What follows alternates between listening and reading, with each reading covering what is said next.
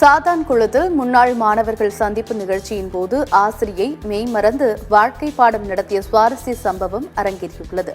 தூத்துக்குடி மாவட்டம் சாத்தான்குளத்தில் உள்ள தனியார் பள்ளியில் முன்னாள் மாணவர்கள் சந்திப்பு நிகழ்ச்சி நடைபெற்றது. அப்போது பேசிய தமிழ் ஆசிரியை மகேஸ்வரி என்பவர் முன்னாள் மாணவர்களுக்கு வாழ்க்கையில் சிறப்பாக வாழ்வது குறித்து பாடம் நடத்தினார்.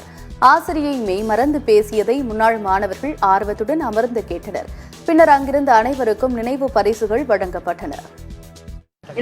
சரி, அதாவது குடும்பத்துல கண்டிப்பா ஏதாவது ஒரு பிரச்சனைகள் வரலாம். அப்படி வந்ததுன்னா ஒரு சின்ன கவிதை ஒருத்தர் சொன்ன, யாரோ ஒருத்தர் சொன்ன அந்த கவிதை என் மனசுல நின்னுச்சு. அதாவது, அவள் சமாதானப்படுத்துவாள் என்று நானும், நான் அவளை சமாதானப்படுத்துவேன் என்று அவளும் காத்திருந்து காலங்கள் கடந்து விட்டது அப்படின்னு ஒரு வரியில ஒரு கவிதை.